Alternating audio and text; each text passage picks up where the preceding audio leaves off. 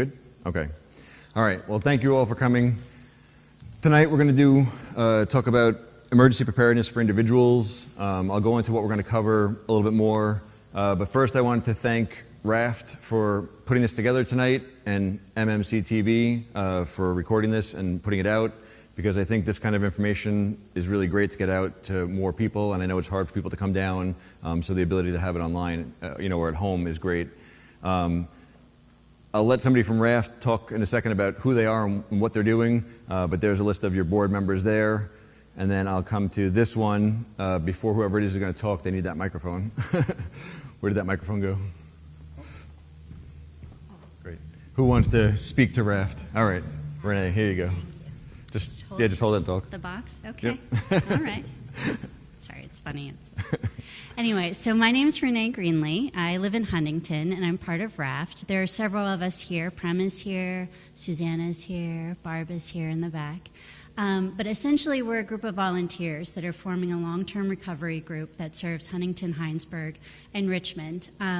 And so our goal for putting this together really is to connect, like connecting with Barbara Elliott, connecting with you all here, just to learn more about what the resources are and how we can sort of consolidate our efforts to make helping others more efficient and more productive. So we're just trying to connect the dots. So I'm really glad that you all came, and I'm excited that Harry is speaking to us so that we can understand some of the steps so that whenever these events happen, we can better help people walk through them. Great. Yeah. Well, I'll hang on to that. Thanks. All right. So what we're going to cover tonight, we're going to start with what are the hazards we face here in Vermont.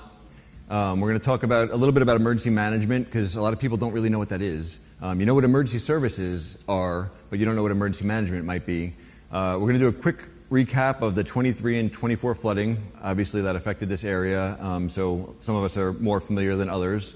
And then we're going to talk about preparedness steps that individuals can take, families can take, communities can take, and I'll open it up to questions. If you have questions as we go, please feel free to ask. I know the idea of like I'm going to hold it to the end, then we forget it. It won't throw me off if you have a question as we're going. So. All right, so a little bit about my background. Former New York City firefighter, moved to Vermont back in 2007, I guess now. Spent the first 11 and a half years at Underhill Jericho Fire as a full-time firefighter. I left there as a deputy chief, AEMT. So I've been in that emergency services world for a long time. I'm a volunteer fire chief in Huntington, still doing that now.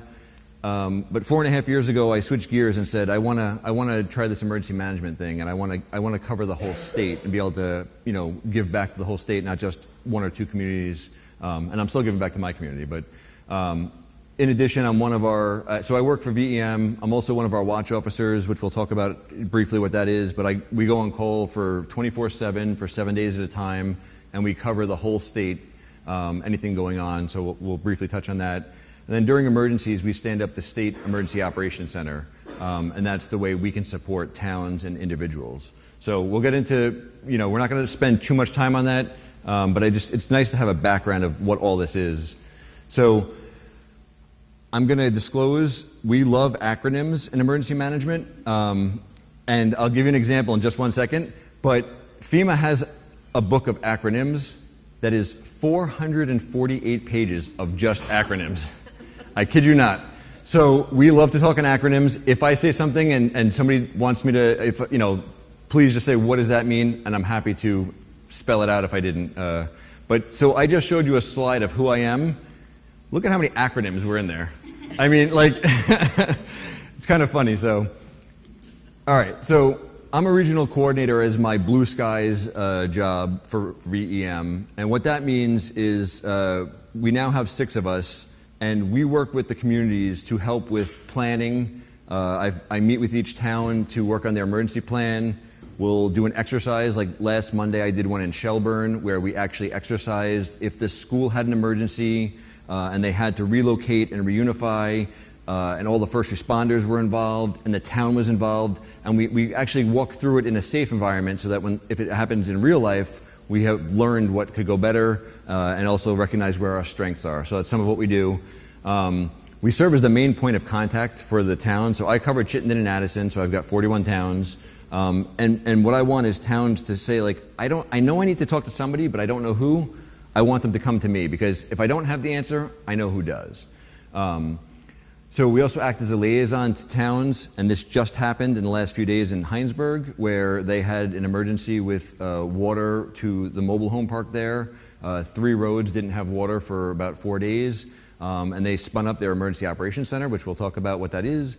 And then I went to the town to help assist them, and we don't come in and take over, it's still the town, but we offer support and have you thought about this, or what about that, or because a lot of times it's the first time a town might be going through it and they don't know, and we're doing this all the time, so we act as a support, and then doing public outreach like this tonight. So that's what we do. So there are 6 of us. These are the areas that we cover around the state, and prior to, we just recently added 3 more, so prior to that I was covering Franklin and Grand Isle also, but it's really nice to have smaller areas so we can engage like this. So I'm going to go around the room. What threats do we think we face here in Vermont? I'm going to take the flooding right out of it, because we're all going to, that's the obvious one, but what are some other threats? Wind. Windstorms? Heavy snow. Heavy snow load, yep. Ice. Ice storms? Pandemic. Pandemic? Potential for landslides or... Landslides, mudslides. So there's actually a lot that we face here in Vermont. And sometimes you don't think about it, like tornado. Typically we have 1 to 2 a year, but they're not like you see on TV where they're taking houses but they are ripping off a roof somewhere and creating some debris damage in that area. So this just basically talks about what is the likelihood of it happening and what is the severity of it. So the number one thing here in Vermont is what we call fluvial erosion and inundation flooding. But we have other things. I mean, a couple of years ago we had the cyber attack at UVM Medical Center. We've had, this past year we had wildfires, more than we've had in a long time in Vermont, where 50, 70 acres at a time were burning. So we're susceptible to all of these things. Landslides and mudslides in the 23 flooding, there was a lot of them, and we'll talk about that. So just quickly, on the left, that's inundation flooding. Water comes off the mountains. We live in a very mountainous state. When it fills the banks and comes out, that's what we call inundation flooding. Fluvial erosion is the one on the right, where the water, as it's coming between the speed and velocity and everything else, it starts to erode away, and the water now makes a new path, and it leaves behind these deposits of rocks and dirt and road, and so those are the 2 things that we're seeing more and more here in Vermont. So disasters can happen anytime, with or without warning, and they can either be natural or they can be man-made. In the case of that cyber attack, it won't happen here. That mentality in Vermont, I feel like it was that way for a while, but over the last couple of years, people are realizing, no, it is happening here and it can happen. And honestly, it's probably just a matter of time till all the communities face it in some form. So federally declared disasters, I just want to touch upon what that is, because we hear that all the time. It was a declared disaster. So when the storm is big enough that it reaches the threshold of over $1.18 million as a state, that's the first box towards becoming a disaster. Then we need each county to have hit a threshold, which is based on the number of people and a dollar amount. Once those things line up at Vermont Emergency Management, we then bring it forward to the governor and say, we need a declaration declared for Vermont. He then brings it to the president, and then that's how it gets declared. When you think about storms 10 to 20 years ago versus the storms now, there's a couple of differences. Anybody want to share what they think those differences are? More frequent. More frequent? More severe. More severe? More intense, shorter periods of rainfall. That's great. I think you guys covered all. So more precipitation in less time. We used to get 6 inches over 12 hours or 18 hours was not something the land could absorb that. Now that 6 or 8 inches is coming in 90 minutes, and that's when we see this flooding happening. The frequency, we're going to get into a second, how the frequency has definitely picked up. And then the warmer ocean waters are creating stronger storms, especially it's extended. It started hurricane season early and it lasted longer. Now we don't typically get hurricanes here, but we do get tropical storms, which is once it comes inland enough. The only thing on this slide that I want to point out is, our risk for fire danger, like wildfires, is very low in the country. Drought risk isn't that bad. The heat risk has been growing over the last couple summers. But Vermont is actually ranked second for highest likelihood of having storms at the moment, which is something that really surprised me when that was during a presentation I was attending. So it's just something to think about because of our topography, because of where we are, and the way the storms are coming over Vermont. So here's just the frequency. If you look back in the 60s, 70s, it was maybe you had a storm every couple of years. That was that big federal disaster. Then once we got to the 90s and 2000s, it started being every year you had one or two. And then now if you look in the last few years, we've had 2, 3, 4, 5 a year. So the frequency has picked up for sure. So this is federally declared disasters just since August of 22. So you can see there's been about 10 of them, which is a lot. And then this is what we're still working on at Vermont Emergency Management, helping towns still recover from all of these storms. So the oldest one on here is from 2011. So that's still helping them build back infrastructure, get reimbursed, all those things. So there's a lot going on in a lot of the towns in Vermont that people don't always realize. So you can see this is the light orange is the last 10 years and the darker orange is the last 25 years. Pretty much all counties are getting affected. This is not specific to any one place. Yeah, some places have a little more than others, but Chittenden's right in there with everybody else as far as what's happening here. The breakdown by month. Again, there's no month. I recognize my chart stops at October. This was off of a FEMA website, and it did not have November and December, and I could not get it to do it. But on that one I just showed you, we had 2 storms here in December, so we know there are storms in November, December. But it's basically, every month we have the possibility of a different type of storm. So the 23 flooding and the 24 flooding, you could see the areas that were affected in Vermont. If it's white, that means it wasn't a declared county. If it's got the pink, it means that both individuals could apply for assistance as well as towns. And if it has the yellow, that's where towns could apply for assistance, but not the individuals. So there is a difference there between the town applying to rebuild roads and infrastructure versus individuals applying to help recoup costs from damaged homes and driveways and those kind of things. Yes? Does the white doesn't mean nothing happened there, it means that... I'll repeat it. So the question was, does the white mean that nothing happened there, or does it just mean that they weren't declared a disaster? So they weren't declared a disaster for that area. And that is tricky because in the case of, let's take Chittenden County, you could have like the 23 storm where I think Richmond was one of the only towns that was affected in Chittenden County. And you could have it where it doesn't get declared a disaster because it was only one town, and Chittenden being the most populous, it's a higher bar to hit that threshold. So that does happen from time to time. We do have other mechanisms to help those towns, but that doesn't mean they weren't hit with anything. It just means it wasn't countywide and it didn't reach the threshold to become a declared county. Good question. So 21 disasters in Chittenden County from 2014 to 2024. And they're listed there from, obviously severe storms, weather, tropical floods, COVID. So a lot of different things.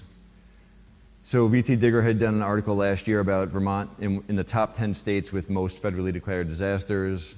So again, a lot of attention coming to Vermont as being a place that's having a lot of these storms. So we're going to switch gears for a second and talk about what is emergency management. So again, when we think of emergency services, that's usually fire, police, EMS, the boots on the ground that are out, working with you to deal with a flood or a fire or whatever might be going on. Emergency management is it's a supporting role to those first responders. So we coordinate in various ways resources and we do it before the event, during the event, after the event. And then we do something called mitigating, which is We'll show a couple of slides about that, but that's what kind of things can we do around our community to try and make it the next time we get hit by a storm not be as bad, because they are going to happen, but what can we do to try and make them not as bad? So the goals are similar to what we see in emergency services, which is saving lives is our number one goal, stabilizing the incident, protecting property, and then returning to normalcy. And that might change like it did after COVID, kind of a new norm, but we want to be more resilient when we come back to our normalcy. So these are the phases. You know, right now, we're here doing community outreach, so we'd call that preparedness. I've been meeting with the towns in my area over the last 2 months to get their plan ready to submit for this year. That's preparedness. If we had a storm, we'd switch over to response. But all of the towns that, you know, we talked about for tonight, Heinsberg, Huntington, Bolton, Richmond, they're all in recovery from the last 2 year storms. They're trying to build back, they're trying to get reimbursed, they're trying to figure out housing, people are being bought out, there's a lot going on there. Some places are still cleaning up debris, and then mitigation is some of those steps we'll talk about. So we're always in a phase, and you can be in more than one phase at a time. You don't have to be just in one phase. So like I said, you know, we're here in a preparedness state kind of in Richmond right now, but we're also in recovery, and also the town is doing mitigation projects. So they're kind of in 3 phases at the moment. So when we talk about disasters, we always say they start and end locally. So, you know, as a river starts coming out of the banks, that's usually first the local fire department's going to get notified. Someone's going to call 911. They're going to say, you know, it's coming across the road and it's getting unsafe. And you may bring in neighboring departments, you may bring in the state and other resources, but at some point it's going to contract back to, again, just the local department. So it starts and ends locally. And what we try and educate or talk about is the more that people can be prepared for the first 72 hours, the better it is for everything. So if the individuals in the town are prepared for 72 hours, they don't have to come to the town for help. If the town doesn't get stretched too thin, they don't have to come to the state. And we'll show that in a second. And it's why it's so important. And the towns that do a lot of these kind of things, or they work with us on their plans and whatever, they're more successful during the events. And it's because of all that time and effort and understanding of how important it is. So emergency management involves the whole community. First responders, stores in your town because people need food to eat, Red Cross, us at Vermont Emergency Management, FEMA. So it's basically everybody. And when we do our plans, we want that input from everybody because, like as a fire chief, yes, I have the things that I'm zoning in on, but if I come over to the road foreman, they have different things. One is not more important than the other. We're not going to spend any time on this, but National Incident Management System is it's a federal program that we here in Vermont follow. All towns have to follow it. And what it does is allow for, if there's an emergency in this town, that when a neighboring town comes over, we're all talking the same language. We're all understanding what the expectation is. We have the same kind of structure. It's just a way to be able to have everybody help each other. But we don't need to get deeper than that on that. So,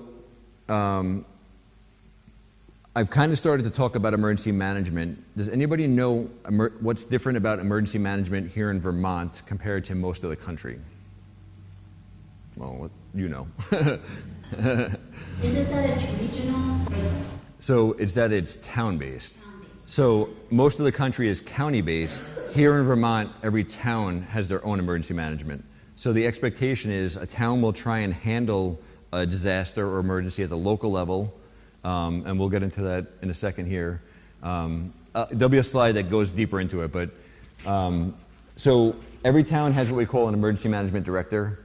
Then there's other mechanisms that support them. So we have regional planning commissions throughout the state. They act in a supporting role to the town. We've got Vermont Emergency Management. We can open the State Emergency Operations Center. So again, and I think we're going to come up to it, but this comes from state statute. The state statute is where it came up with that every town shall handle their own emergency management. And a town can decide to appoint somebody, but if they don't get to just say, nope, we're not doing it. It falls back on the select board, or if it's a city, it falls back on their city council. So I've listed the 4 towns that are neighboring towns to here tonight, and we have these folks in the room. So I'm just going to take 1 second. So Brian is with Bolton. He is the town administrator there and the emergency management director. Prescott Nadeau is the new fire chief and emergency management director in Heinsberg. He could not be here because they're just wrapping up from their whole water situation. Adam Argo is Huntington's town administrator and EMD. And Josh Arnson is Richmond's, again, he's town manager and also the EMD. In this case, a lot of them were town officials in this room right now, but that is not the case everywhere. Some towns will have a fire chief, some towns will have a volunteer who just really wants to get involved in their community. Maybe they used to work for the state and they're retired now and they want to do this. So there's no rule of who can do it, and it's very different from town to town. But again, if no one's assigned, it defaults to somebody. So every town is expected to do these things. And we encourage towns to build a team, and build volunteers, because if you have to open an emergency operations center, you can't do it as one person. There's so many, you have sheltering going on, you have supporting the first responders, keeping track of road closures, putting out notifications. There's so many things to do. So building a team is really important. So we're not going to get into all of this, but the EMD is responsible for kind of the same things that we are, which is, planning ahead, updating your plans, coordinating at the local level, knowing where we're going to put a shelter, knowing who's going to run that shelter, where we're going to, if we have to open an emergency operations center in town, where is that going to be? Do we have keys to that building? Like thinking ahead on all those kind of things and being ready to go. And then during the emergency, opening that emergency operations center, opening the shelter. So this kind of just summarizes it. Again, the key ones, in my mind, are the plan that every town has to update every year, worrying about your EOC, your shelter, and encouraging and coordinating with other resources in your town. Sometimes, if you think about like Meals on Wheels, they've already got a system. They know they can identify the people in the community that need meals. They have a mechanism to deliver those meals. If you work with them ahead of time and during a disaster, maybe you can work together and accomplish checking in on those folks and getting them the meals at the same time, thus, taking some of that off of the town because they're focused on so many different things. So it's building those relationships and partners and letting everybody know what they can do to help out. So when we look at the different stakeholders, it goes across the gamut from private and nonprofit. Again, like Red Cross is what most people think of, but again, your food store, your utilities. At the local level, first responders, select board, road crew, and then at the state level, we've got Vermont Emergency Management, Agency of Transportation, which is the highway folks, Department of Health, the Weather Service, and then federally we've got FEMA and some other entities.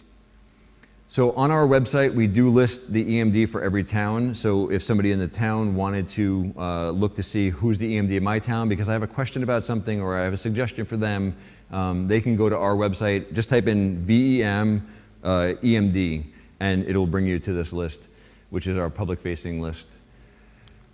So incidents vary in complexity.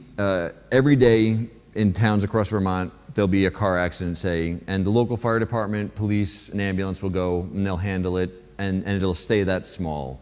But when things get bigger, we need to call in, more departments for mutual aid. We might need to call in the state, and then it gets a little more complex, as in the case of, you see from a bombing scene there in the top row, how big that got, how many people they needed to run that, and each of those people is in charge of a number of other people or agencies. So this is how it looks here in Vermont. So the top part here is, can the request be met locally? Can your own fire department, police department, whatever it may be, your own town officials, can they handle it locally? If the answer is no, in emergency management here, the next step is to go, do we have a mutual aid partner? So maybe a neighboring fire department or a neighboring town. If that's not gonna work, is there anybody locally, like a contractor? So if we have an ice jam right now, does anybody in this town have a long arm excavator that can go break up that ice? That's what we'd want a town to go do next. If all of those are no, then the phone call comes to us at the state and says, we've exhausted everything locally, we need help. And that's when we start to bring resources to the towns. So it kind of scales up the bottom is your local incident commander. So again, we'll use an example of, we'll say the flooding. You know, your fire chief is your local incident commander. He needs support. He's got families that now have been flooded out. He calls the EMD and says, we need to get these folks some sheltering. They open their emergency operations center, and from there, they'll start opening shelters, getting those folks a place to stay. If it gets to be too much, because there's a lot going on or your town really got affected, they'll call us at the state. We'll open our emergency operations center. If we get overwhelmed with resource requests, and you'll see in a second what happened in 23, we had to go to FEMA and say, we need some things. This is getting to be more than we have available at the moment. And then it comes back down as needed. So I mentioned earlier, I'm one of our watch officers. We have somebody on 24/7. I just got done yesterday from my 7 days. But we get, if a town opens their emergency operations center, if they open a shelter, if there's a spill, if the hazmat team is needed, there's a whole list of things, but we're available. Even if I had a resident call that was having a problem with their road, and they didn't know where to turn, and so we kind of connect them with our partners to see what we can do to help them. So we're available 24/7, 365. So the State Emergency Operations Center, not going to spend too long there, but in case anybody wanted to just see what that looks like, these are the different sections we have in it. I typically work in what we call mission and resource support. So we run when a town comes to us and says, we have no water. We have no water. We need bottled water. We need, portalets. We need hand washing stations. It's just, this is not going to be fixed for an extended period. We start to work with them on getting those things, how they get set up. And these are all the partners that I have in mission and resource. So you could see National Guard, Red Cross, all the state agencies, the state police, the swift water teams, and what we actually have a representative from all of these in a room together. And so when somebody calls us and says we need this, I can literally walk over to the National Guard and say, is this feasible for you to go deliver whatever this is to this town? Because we can't get there any other way. So it makes it for a faster response, but this is in Waterbury where our headquarters is, and the different vests let us know who's in the different sections. So this is Vermont Emergency Management. We're a small team. We only have 30 plus people, but we run the emergencies throughout the state. And they're listed here as our day jobs, but when an emergency happens, we pause our day job and the priority is the emergency. So when resource requests come in, there are some that the state provides at no cost, like if the hazmat team is needed or a swift water team. And there are some times that the request comes in from a town that there is going to be a cost. If you needed sandbags in the sand and somebody to fill them, we would let you know that there's going to be a cost for that. A lot of times, if it gets to the level of a federal disaster, that can be a reimbursed cost. But as it's happening, we don't always know if we're going to get there, so it gets a little tricky. But most things that you see here are stuff that's just part of doing business here in Vermont. So we are going to get to the individual preparedness. That was the title of this, but the 23 floods, just quickly, we didn't have a lot of lead up to that one. We kind of found out with like a day's notice that the pattern had changed with the weather and it was going to be pretty bad. We immediately started calling in swift water teams and stationing them around the state to get ready. We opened our State Emergency Operations Center and then proceeded to be open for 53 days, which was made for a very long summer. Local and regional shelters were opened up. EOCs around the state were opened up. There was a lot of resource requests. I think the number's 1,000. We'll see it in a future slide here. There was water and wastewater facilities that were damaged or destroyed around the state. We had dams that needed monitoring daily basis. Some did fail. We had landslides and mudslides, and that was something that for me was a learning piece because I didn't realize that we have them regularly here in Vermont, but nobody really talks about it. We have people at Agency of Natural Resources, and that's their job, and they knew about all of them, but a lot of us didn't. And I actually had met with them like a week before this event started, and they were educating us and trying to let us know about these things and how can we educate people, and then this came, and we had a lot of landslides. So this was the rain totals, and as you could see, the center of the state, anywhere from 6, 7, 8 inches of rain that fell over a 2-day period, but a lot of that was over even shorter number of hours. So this is the far field over in Waterbury. So different roads around the state. So we had our swiftwater teams and our urban search and rescue had to go around. And this is literally them going around to try and get people out of homes. And this, for us, we don't see this very much in Vermont. So this was definitely an eye-opening event because we hadn't seen something like this in a long time, or at least since I've lived here. That was Montpelier, and then we've got down here is Killington, or Ludlow, Johnson. So the supermarket, you know, to the left is what it normally looks like. The water was almost up to the ceiling. And then trying to get people out of vehicles that were stranded. So good opportunity to say, you know, turn around, don't drive through standing water. We see people do it all the time. It does not take very much water if it's moving to take you away if you're walking. We did have a fatality this past summer from moving water. It takes only 12 inches to take a car away, and even bigger cars only need up to 24 inches. So it's not worth it. And then there's a second part of that, right? And you'll see a slide in a second here, but you don't know that the road is actually under there. You know, it's kind of like sometimes you see the side of the road, there's snow there, and it looks like, oh, it's whatever. And then when you actually go over there, you drop down. So it's just not worth it. Turn around, don't go through it. So here's the mudslides I was talking about. We had to the point where they were knocking into houses and knocking them off foundations. This is one of our geotechnical engineers for the state that goes around, they measure them and they track them. They come back and see how much they've shifted over time. This was a mudslide on Route 4 in Killington, which caused them to have to close it until they could get all that off the road. And luckily there was no cars passing through there when that happened. And then this was a house in Ripton. There had been a little slide, and the person had called the fire department, and the fire department actually had gotten there, and you could see it came right up to the house and it pushed the house. The fire chief was there with one of his fire trucks, and from what I'm told, the landslide came and actually pushed the truck, and luckily they were behind it, so they didn't. They saw the truck coming and they got out of the way, but it was pushing the truck. So that was lucky that nobody really got seriously hurt or killed during that one. So here's an example of the rail tracks. The water took away the track. So, you know, luckily no trains had gone over that, otherwise that would have been catastrophic. So this is the summary for 23. We had 1,088 requests for support, 300 evacuations, 214 rescues, 69 landslides, and we were open for 54 days, with 72 people being the highest we had at any one time in our State Emergency Operations Center. We'll talk about VT alerts in a second, but 563 of those were sent out to help people. So some of the things that we did, I touched upon, but some examples: we were providing water to one of the hospitals, bottled water, restrooms, hand washing stations, showers, fans, dehumidifiers, tons of different things, swift water rescues.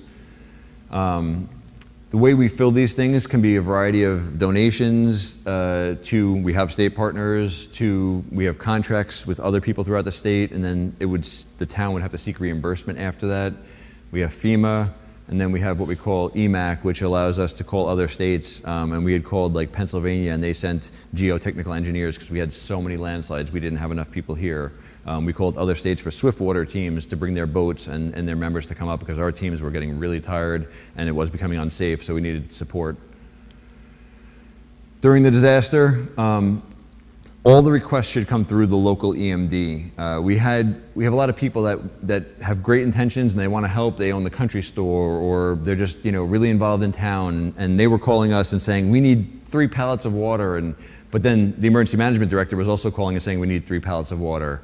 And so now, you know, you may be taking it away from another town that needs it. Now you've got 6 pallets of water sitting out in a parking lot in the sun, and then did you really need 6? So it always has to run through the town's emergency management director, which is why it's important to know who that is, because then that allows you to go to them and say, this is what we need, and they can know if they've asked for it already or not, if they think that you need it or not, or if there's another mechanism that you might not know about. So let's see, post-disaster, we already talked about when the declarations happen. The public assistance is for the town, individual assistance is for individuals that were affected. The individual assistance is not a number threshold to check that box. FEMA has a formula based on how severe or how many severe homes are damaged in an area and a whole number of other things. So we actually go out with FEMA. Some of the town officials like Barbara would come around with us and Josh and actually all of you. We walked around and we'd go check out houses and say to FEMA, like, this is how bad it is. And then they make that determination of whether or not individual assistance is going to get declared. So we don't need to spend time on this, but this is just some of the things that get covered at a town level, and some of the other, you need to be a town or like a nonprofit. You can't be a private business applying for this. So the only thing I want to talk about on this slide is the 15% of public assistance allocation. People don't always understand that after a disaster, whatever the total of that disaster was, afterward we get 15% of that total as money given to the state to go out and do hazard mitigation work, to do buyouts, to do other things with. So in the case of 23, where that number was over 500 million, I think we have like 75 or 90 million dollars that we're now using to do buyouts, to do some of the things we're going to see in a couple of slides from now. But that's every storm. That's how it's worked. It even happened during COVID. Even though COVID wasn't a storm, they still gave us a percentage afterward to help get Vermont better prepared.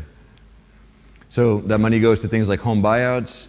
If a home was damaged, or even if they weren't flooded, but they are in a spot that is likely to be flooded, they can apply for the buyout program. Then what will happen is once that's done, it will turn into a field that's owned by the town, and you cannot build there. It has to stay a field because otherwise we'll be back in that situation again. But the town owns it and it stays as a field, and the idea being that if it's near a river or whatever body of water, now there's a place for the water to come out, go back in, but nobody was affected by it.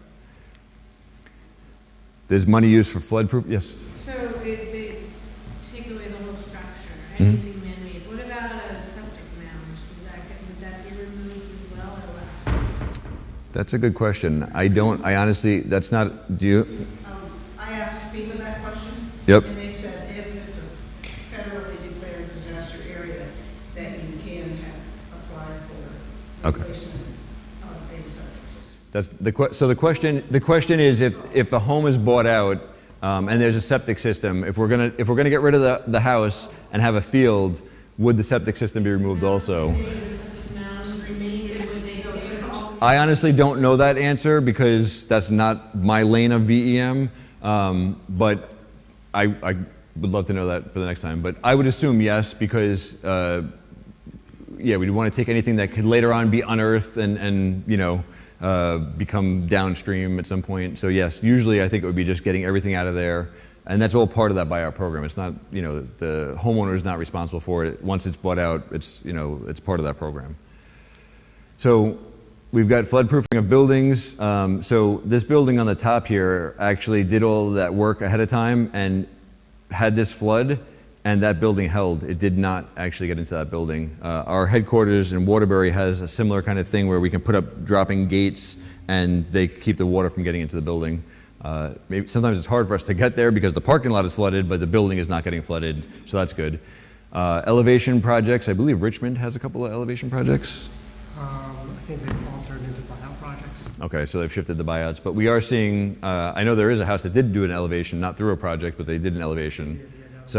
So we are seeing that, which you would typically think that's going to be a coastal kind of thing, but here a person doesn't want to leave their community. There's really nothing wrong with their house. That is an option for them to go that route. And then doing things like what we call riprap or reinforcing the streams to prevent that erosion, or putting in bigger culverts or putting in bridge abutments. So in 24, I'm just going to 2 seconds here on Duxbury next door had that going on. Heinsberg had some roads wash away. Bolton had a lot of roads wash away. More in Bolton. Huntington had roads and bridges damaged. And then we've got here in Richmond, again, really close to the river, took on a lot of water. These are some of the homes just in these neighboring streets from here. And then you can see the vehicle not heeding the warning. And then, so this is over by 89, exit 11. You see cars going through it here. there was a point on one of those evenings where I was on call, and we did have a car get stuck there, and we had to send the fire department and our swift water teams to get that person out because they were stuck in that car, and the water had gotten so high. So, I mean, you could see that that's the location. It got pretty bad there. So again, turn around, don't do it. So now we're going to switch gears to preparedness for individuals, which is what we're here for. But I just wanted you to have that kind of background. So the first part is staying informed is really important because a lot of times we have so much going on, we're so busy, and we don't know these things are coming or happening. So there's different ways to stay informed. I think we've mentioned it already. VT Alert is a program that we offer through the state. There's some flyers here for anybody that wants it. But if you just type in VT Alert in Google, it'll pull you up to that, and you can sign up. And basically what it is it allows you to receive messages on your cell phone, on an email, on your home phone, whatever mechanism works for you, you can receive messages. But it's very user-friendly in the sense that you could say, I want to know about boil water notices, and I want to know about road closures, but I don't want to know about school stuff because I don't have a child in the school right now. You can pick and choose what you want to know about. You can also set quiet hours. Like, I don't want my phone going off at 2 in the morning. I'll deal with it when I get up, and you can set that. So it's free, and the towns have the ability to send out those messages, and they can also call us at Vermont Emergency Management, and we can send those messages out, but it only goes to whoever signed up for it. So it's really important that people sign up for it because we're only hitting a percentage of the population when we want everybody to have that important messaging. So there's a QR code in this presentation that will bring you your phone right to it. And then I'm going to give, so these are some real examples that have happened in just the last couple of days. I sent this one out on behalf of Heinsberg a couple of days ago, but they had water issues in that mobile home park, and they wanted to let people know that CVU High School was opening, and they were going to have bottled water. People could take a shower there, and they could fill up containers with water if they had some, and just give them a place to go for that. So this messaging went out to say the hours that it was open, what was going on, and we use it in that, that way. We also, because of the severity of this one, the town and the fire department went door to door and knocked on everyone's door and said, this is going to go on for a number of days. You need to think about how you want to do this. And other steps were taken, like porta potties were put all around for those residents. The fire department brought their portable ponds so people could scoop water and flush toilets. There's a number of things that went on there. This one happened just today here in Richmond. So Richmond has a boil water notice. So this is how residents found out about it and know that you shouldn't be drinking your water without boiling it. So it does have a place. We have a lot of times where roads, a road, we had one just recently where snow had slid down and it was really unsafe to pass. So we just tell residents, avoid that road. That way the highway department has time to come out and you don't find yourself, or if there's a bad car accident, it lets people know to try and find another way to go because they're going to be waiting a long time. Town websites. So the VT Alert is basically, it's going to come to you. Town websites is another great place. So there's Richmond and Huntington's, and then Heinsberg and Bolton's. But you have to go to it. You have to be checking it or looking for it. So it's two different ways. One is active, actively coming to you. One is passive. On Heinsberg's, they put that boil water notice there too. So if somebody's like, I remember hearing about it and I don't know, they could go there and find it as well. So just doing one is not enough for the town, but as a resident, the VT Alert is how you're going to find out about it instead of somebody just telling you like, oh, did you know about the boil water notice? So when it comes to evacuating and sheltering in place, listening to local first responders is key. They have more awareness of the situation, of what's going on, about the evacuation routes in and out. So if they're suggesting to stay in place, listen to that because they know that it's unsafe to be moving at that time. If they do tell you to go, we suggest you go. Because what happens is, if you say, no, I'm going to stick it out, and then things get really bad, they may not be able to get back to you, and it becomes unsafe for them, so you're putting their life and their safety in danger unnecessarily. So we really encourage you to listen to whatever their suggestion is at that time. Sometimes we have another mechanism that's similar to VT Alert, and it doesn't matter if you sign up for it or not. We can make everyone's phone go off, but we really save that for life safety. So we do it for missing vulnerable persons. So if a person has dementia and they've wandered off, I'll put a dot on a map. and make a 5-mile circle, and everybody's phone will go off whether you want it to or not, and it will have a picture of that person and where they were last seen, what they were wearing, and tell you who to call if you see them. Even if you don't live here, but you're just driving by right now, if you enter that 5-mile circle, your phone will go off. So we have that capability, but we really save it for those kind of things. If a dam was to break, if the Waterbury Dam broke, we would be doing all along this corridor here for Bolton and Richmond and even down to Essex and let them know, like, hey, evacuate, this is coming. But we do save that for that level. 70% of households have pets. This shouldn't prevent you from doing what you need to do. A lot of shelters will take on pets or have a mechanism to put the pet somewhere. Maybe it's not with you, but it's somewhere the pet, can go. As part of my role, as I'm meeting with all these towns, I am saying to them, please make sure you are thinking about sheltering, because I have seen this firsthand where a woman, power was out during a snowstorm, December of 23, really bad, the snow. Sister from out of state, hadn't heard from her in days, called Green Mountain Power. Green Mountain Power called me. I called the EMD for the town. They went out with the fire department, and it was 31 degrees in this house. The woman was freezing, wrapped in blankets. She doesn't drive because she has a medical condition. And we said, let's get you out of here and get you to the firehouse. And she's like, great. So I called back the sister out of state, and she says, thank you so much. And 5 minutes later, I get a phone call saying she's not going to leave because she has a cat. And I'm like, oh, okay. Can we figure this out, please? So we brokered a deal that the cat could come in a carrier and go to the fire station, and then she was willing to leave. But people really do hunker down. Pets are part of the family.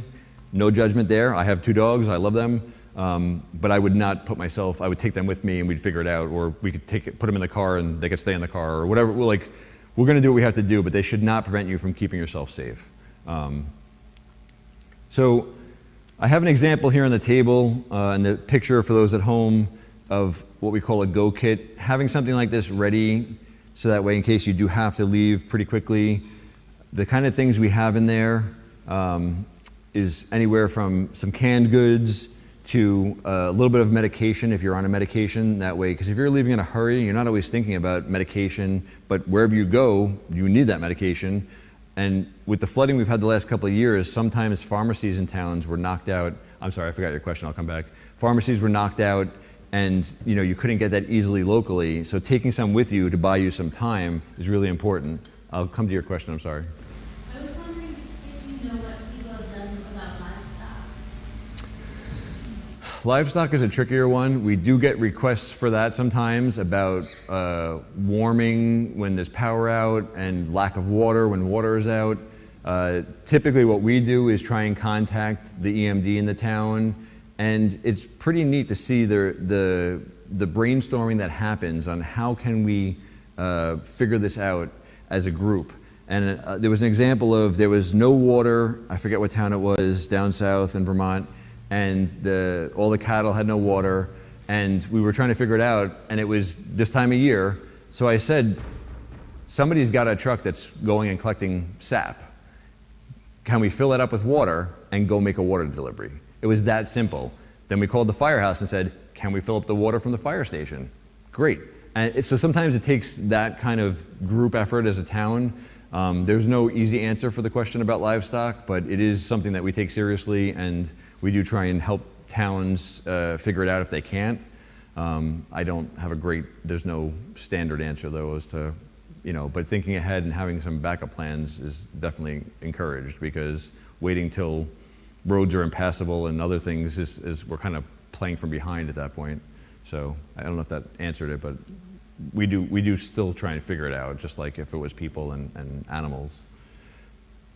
So in here, besides having some water, having a battery-operated radio, flashlights, those kind of things, some hand sanitizer or wipes or masks, because depending upon the situation you're in, if you're dealing with mold and other stuff, you want to have a lot of these things available to you. And this is not an all-inclusive. You can make up the one that best suits you.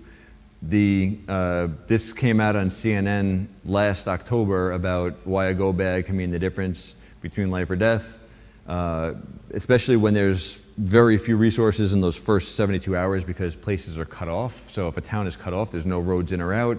It takes time to get enough trucks of material to build that road back to get resources in there. So having some of this stuff ahead of time, I keep like 3 cases of water at my house just because power goes out a lot at my house.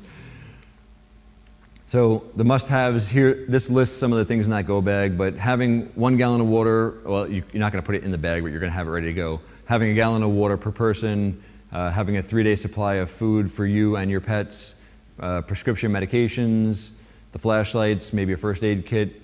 They even mentioned a wrench to turn off utilities in case you have to be turning off like propane and other things before you leave, because sometimes those propane tanks will float away from the house. So if you had turned it off, it would still be in the tank versus it's just leaking out. Let's see. So you can go online and buy these, but you could just as easily make them yourselves. This is, to me, I would just make my own. So I wanted to talk about, this was down in, I think it was Florida a couple months ago. There was a storm coming and people were evacuating. And the lesson learned here was when things are getting like this, there's a gasoline shortage, and sometimes the stores will flip the switch and say cash only. So sometimes having some cash set aside for emergencies during these, that might be the only bartering system you have at that point, is to have some cash for food or gas or whatever. So just having a little something at your house in an envelope and that you know is there, because going and finding an ATM is not necessarily going to happen. So consider flood insurance if you're in a flood-prone area. If you have to evacuate, and if you know the storm is coming and you're going to have to evacuate, we suggest taking a quick video of what the condition of everything was before that. So when you have to go to your insurance company or to FEMA or wherever, you can show that you did have all these things, not you're just saying you had whatever. And it really, take your phone out, put a video on, just walk through each room quickly. Should only take you. If it's unsafe, don't do that. But if you have the time, we encourage you to do that. The important thing is to also avoid like power lines and falling trees, using flashlights instead of candles, because you run the risk of having a totally different problem if that candle knocks over or if a pet knocks a candle over. And also many injuries happen during cleanup, so wearing masks and wearing gloves and other protective measures is really important so you don't get respiratory problems. There are different mapping systems. So 511 is one that we use here in Vermont, and road closures get listed on there, as you can see by those little red marks with the dash in them. And if you click on them, it gives you more detail about what's going on and how long it's expected. A lot of times there's roads closed, you can't get anywhere. So having some of these saved on your phone to know where to look is really helpful. I know I live in Huntington, and I typically come down West Whitehill Road, and I know I can go over Jonesville Bridge, but wait, nope, the flooding's over there. So then I can come down Cochrane, nope, that was flooded too. So then I could come this way, but nope, the bridge is flooded here. So now I gotta go towards Fay Corners and go into Williston just to loop around to get my son to school right here. So knowing, 4 different ways is really important, because there's a lot of times that half of those are not gonna be an option. Waze is another app that is more for town or local roads, because they don't put them on the 511. So if a town has road closures, the town can actually enter them into Waze. It's an app just like Google Maps or other ones on your phone. And then here is an example. This goes back to that example of knowing the different ways, especially when your town, like Bolton and Richmond does, runs parallel to a river there. It's going to cut off a lot of different ways to get in and out. So now let's talk about sheltering for a second. So where to look to know if your shelter is open. So I'm going to put these guys on the spot. So Adam, how would people know if a shelter is open in Huntington? Website and an email distribution list, but website definitely. So website and an email distribution list. Front Porch Forum. Front Porch Forum. Bolton would be using Front Porch Forum, the website and Facebook, and depending on the severity or the timing, maybe VT alerts. So Bolton, the same things, but they added in Facebook and maybe a VT alert. Richmond? Yeah, basically the same stuff. So the same stuff. So it's important to know how your town does this. Front Porch Forum does get used a bunch. So knowing where to look for those kind of things. ahead of time, so that way, part of the education for the towns is to say, put out the messaging a couple of days ahead of, if you know a storm is coming or something's coming, let people know where to look. Maybe it is power's out and every town has at least 3 physical locations that you can go find a piece of paper that tells you how long power is expected to be out, is the shelter open, those kind of things. But if people don't know where they are, so we're working hard at the state to get towns to make sure they let everybody know ahead of time where you should look. And then town hall does have to be one of those 3 locations. So having it in the vicinity of town hall is one of the 3. When we talk about sheltering, we have different kinds. We've got warming shelters, meaning maybe power is out. We're not necessarily having cots and people sleeping over, but it's a place to go charge a cell phone, get a meal, talk to some other people about what's going on, get a shower. That's the kind of, it's cold out, that's a warming center. During these really hot days, we're opening what we call cooling centers now, so places that have air conditioning. We're encouraging towns to think of some place in town that has air conditioning. Maybe it's the library like we're in today, and advertise it out to say, hey, if you don't have air conditioning and it's gonna be 100 degrees for 3 days, come to the library and do some work from there or just relax there. That way you can get out of that heat. Overnight shelters, you've got cots set up, people can come stay there. And then we have what we call distribution sites. That's what just happened in Heinsberg the last few days. They didn't need people to sleep there. They didn't need to get out of the cold or the hot, but they needed a place to come pick up something. It was picking up water in this case. So those are the different shelters that could be out there. This is off of, Adam put this on Huntington's Front Porch Forum about a shelter that might possibly be open or is going to be open if needed. So again, this is forward leaning to say, hey, this is where the shelter will be. It'll be open if anybody needs it. Here's a phone number you can call. So the other thing we talk about is what we call regional shelters. If a town can't open their shelter for some reason, say the shelter was damaged because of the flood, or they can't get the volunteers at the moment, at the state level, we open regional shelters, and we'll open sometimes 2 to 3 of them around the state based on where the most affected towns are. The last couple of floods we've opened the Barry Auditorium, we opened one in St. Johnsbury. The one for this area in Chittenden County would be CBU High School, but we haven't had to open that because there was more towns that way. And that doesn't mean people from Chittenden County couldn't go there, but it just didn't make sense to have everybody from there coming to here when it was only 4 towns in Chittenden County that if we needed to go there. But a lot of the towns here have the ability to open their own shelters. It's not always an option, but we do. If a town is having a problem, they call us at the state, we will work with them to figure out what is holding you up there.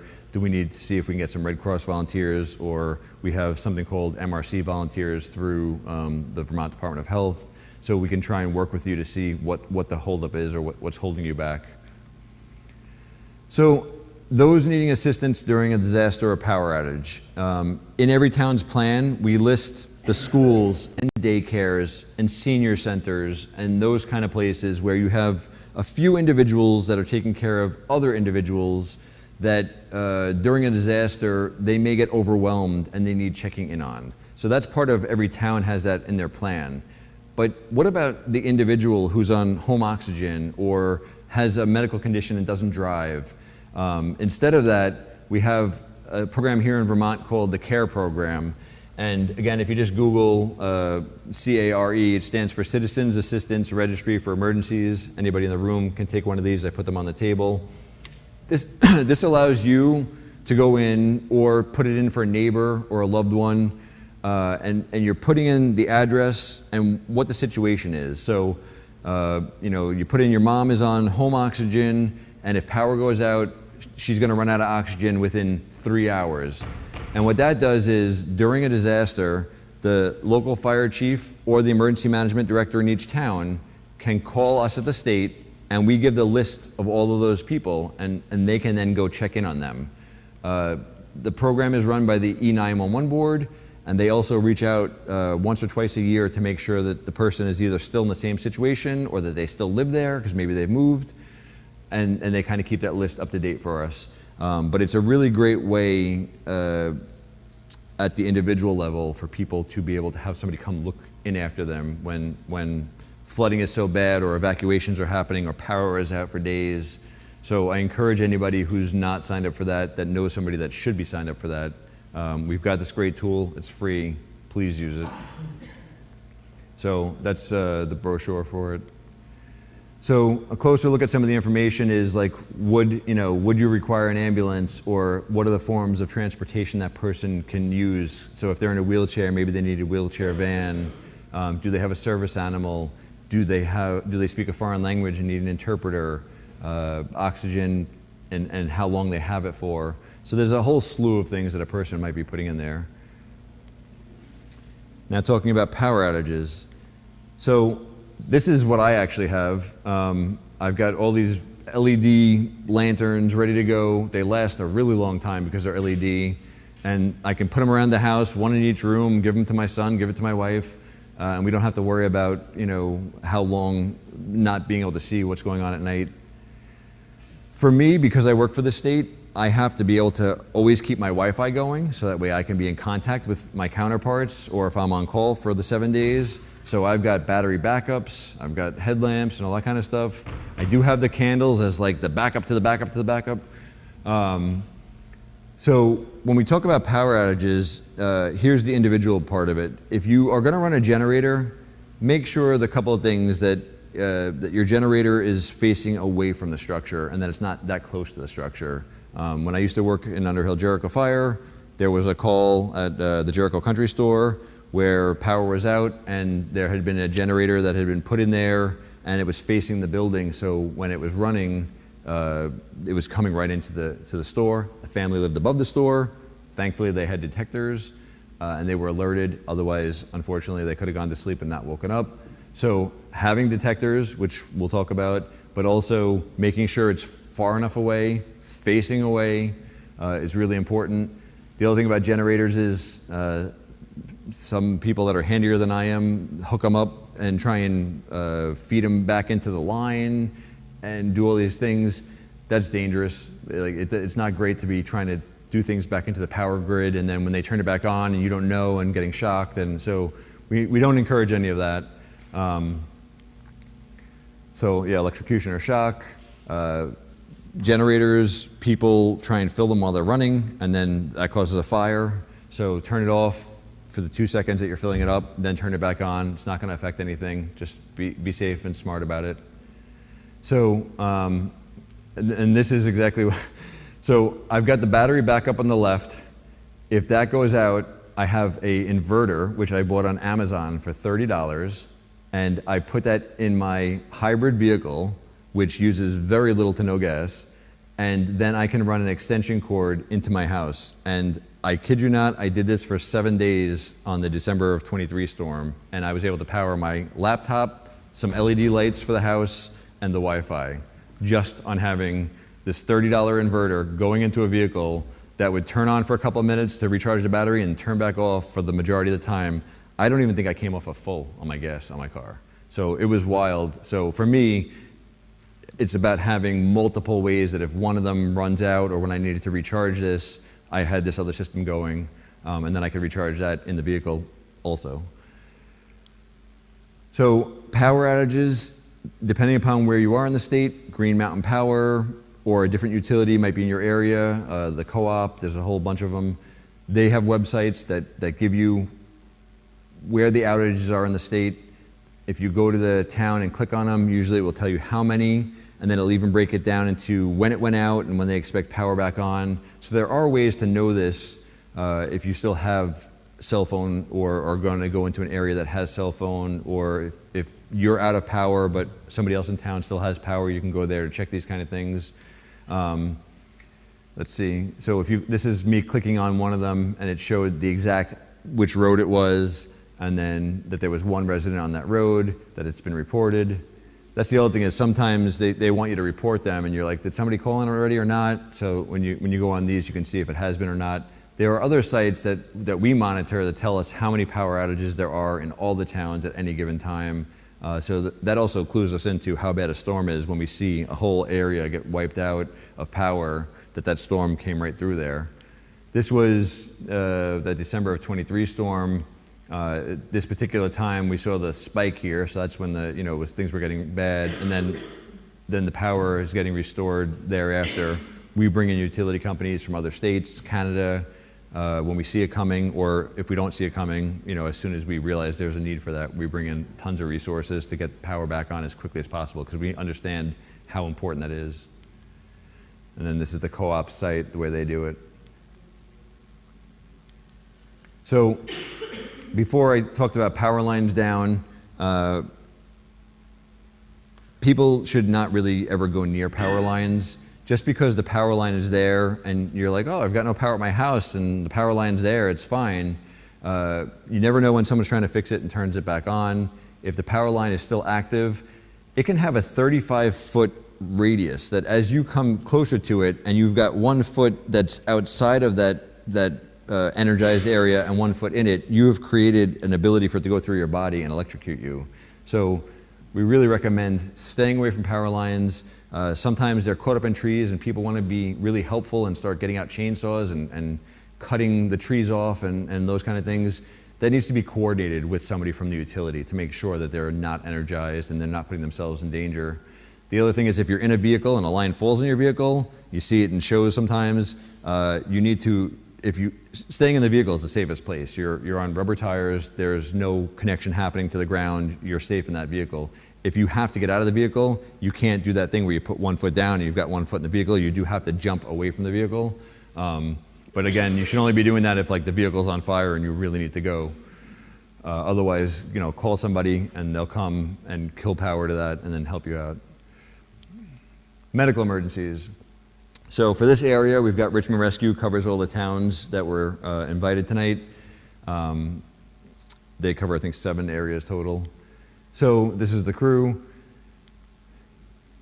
In your area, depending upon where you're in the state, some ambulances will have a subscription program where you can pay a little bit of money, and then if you need to get transported and your insurance doesn't cover the full bill, being subscribed to this will help you cover the rest of that bill. I only bring it up because to me that's being preventative of hey, if I do this one thing, not only am I supporting the local first responder, but also if for whatever reason my hospital ride, which can be pretty costly, isn't fully covered, this will absorb the rest of that cost and help me and my family. These are a biggie of what you can do to help yourself and your family is having these. I just went to an EMS call, was it 2 days ago? And the person they bought one, and I've seen this too, and it was sitting on the porch, laying down, not put up yet. They're meaning to get it up and they didn't do it. The towns sell them. Richmond Rescue sells them here locally. I know I've got Huntington's there. I don't know if the other towns do too, but they're typically $10. It's really helpful for us being able to find you as first responders, or if the utility company's coming to try and put your power back on, to have these kind of reflective signs. So that's just one of those preparedness ways to help yourself at a very low cost. Some ambulances or towns will do these files of life where you fill them out and you're basically putting all the information about your allergies and your past medical history. That way, if you do have an emergency and you're unconscious, the ambulance company can take that off the fridge, or a loved one can give it to them, and it has all that information so they can help life-saving measures for you. So even if you don't have an agency that does that locally, having that kind of stuff on a piece of paper in an envelope on the fridge is really helpful, especially if you're somebody that has health issues, just having that ready to go. So fires and carbon monoxide emergencies, detectors, October is Prevention Month, but detectors and an extinguisher are really important. If I had to pick one, I would say you should still have both, but carbon monoxide being colorless and odorless, there's no way to know as people if there's carbon monoxide in your house. And as somebody who has responded to a call where 2 people passed away because they didn't have one of these detectors, it is horrible. So having these detectors is huge to alert you. And if they go off, you really should evacuate. You really should call 911 and let a fire department come in with a meter that can read it, because we can't as people see it or smell it. And you don't want to go to bed and not wake up. So having these throughout your home is really a great. This is a kind that will give you a reading of how many parts per million there are. Then there's other kinds that will just go off when it reaches a certain threshold. Either one is great. There's, one's not, it's just your preference. And then having an extinguisher. When we talk about extinguishers, we have an acronym that says PASS. So you pull the pin, you aim it, you squeeze, and you sweep it. My advice to you is never have the exit on the other side of the fire. The exit should always be behind you. As you're doing these kind of things, things can change. The room's filling up with white powder now. It can be disorienting. You're breathing in stuff and coughing. Always have it so that if things get out of control, you're just backing out. We never want somebody to try and put out a fire and then not come out. So it's good to have an extinguisher to try that. And again, if it's so big, just let it get out. That's the priority. So they do save. And the suggestion is we just had the clocks change. That is the best time as a reminder to change the batteries. Nothing worse than having a detector and it not working because the batteries are dead. And that was the past that we talked about. So winter weather, checking on elderly or special needs relatives, friends and neighbors, making sure that, if they don't drive and those kind of things, making sure their heat is going, that they've got food. It's really important to check in on each other. The carbon monoxide we talked about, making sure vents are clear of snow. We had a lot of snow this winter. It just kept building and building and building. If it blocks a vent like that, the carbon monoxide stays in your home and builds up, and that's dangerous. We talked about generators away from the house. Take it easy while shoveling. A lot of people have heart attacks because they're exerting so hard. Just take it easier. If you need help, get additional help or pause and come back to it. But there are a lot of heart attacks from shoveling. Traveling in the winter, going slower, leaving yourself extra time. We have a lot of slide-offs here in Vermont. Clearing all snow and ice from your vehicle prior to leaving, because when you stop that first time and it all slides down, now you can't see anything. And beware of black ice. Years ago I was driving on, I guess it was 91, and I hit black ice. The road was fine. The truck in front of me was kicking up mist, no big deal. I think I'm looking at the temperature looks good. And I hit black ice and I rolled the truck I was in with my family. Luckily we were all okay. It was scary, scary to no end, to be rolling over, hit a tree and come back down. So black ice can catch you one moment it's fine, one moment it's not. Had I been going maybe a little slower, I don't know, but it really caught us off guard. Not idling your engine if your exhaust pipe is buried, again, that carbon monoxide. Keeping a blanket in the car is a good practice. If you slide off and you're stuck in the vehicle and you're waiting for a tow truck and it's really cold and you can't run the vehicle, having that blanket in the car. If you're in a precarious position, we encourage you not to stay in the car. Maybe go to a neighboring house and knock on the door or see if there's any other way. But if you're in a car that's in a really bad spot and you're possibly going to get hit, being in that car is not the place to be. Carrying a cell phone, obviously, but there's a lot of areas that don't have cell coverage, so knocking on a door and just saying, hey, can you call somebody for me? My wife had to do that. The back tire in her car came off one day while she was driving. It just came off and passed her. So she went to the nearest house because there was no cell service and just said, can you call my husband and we got to get AAA coming. So I have some of these tonight if anybody wants them. They're family emergency preparedness guides. They have different tabs that talk about some of the things we covered and more. But it just gives you ideas to think about on how to be prepared. Just sometimes you don't think about these things because it hasn't happened or it's been a while. So just even reading it once in a while or reading it once and just being like, what would I do in that situation? As an emergency manager, I found myself driving all the time, running through scenarios and thinking about, what if that happened at my house? So these are available. We are handing them out as we're meeting with all the towns to put out in other towns around the state. So if you're watching this at home, maybe your town has gotten a pile of these from us already, and you can ask about that. So that brings me to the end of my actual presentation. This is the part I like the best, where I can answer questions, because a lot of times there's something that is specific to you that I didn't cover that you might have a question about. So this would be the time. And we've got the little microphone in case we need it. Nothing, I've done such a good job. Wow. All right, we got one. Yo, hold on, let me give you this. Just hold it regular. On the community slide, Yep. can you add the long-term recovery groups, LTRGs? Yes, I can. That would be good. Yep. Thank you. Yeah, to make people aware of the long-term recovery groups Yeah. and that they're there. Yeah, again, if you don't know about it, you can't take advantage of it. And so, yes, I can do that. So that's my contact information. If somebody else at home is watching this, feel free to reach out to me, and I can always connect you with who you need to be connected to in your town or who your regional coordinator is, because I work closely with the other 5 of us. I'll give one more call for anybody. I see it building there. Go ahead. Just hold it. It's fine. Okay.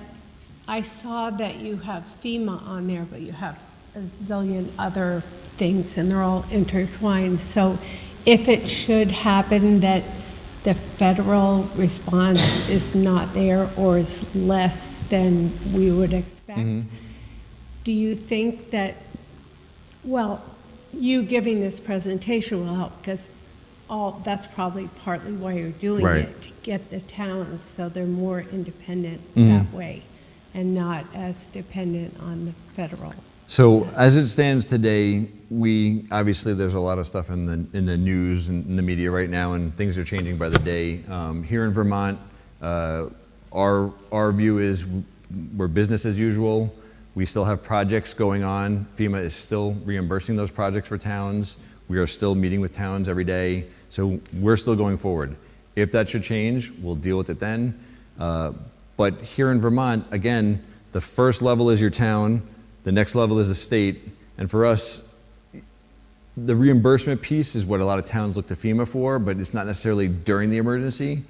My hope is that if that piece goes away, what has been said is that maybe they would just give the money to the state and let the state handle it.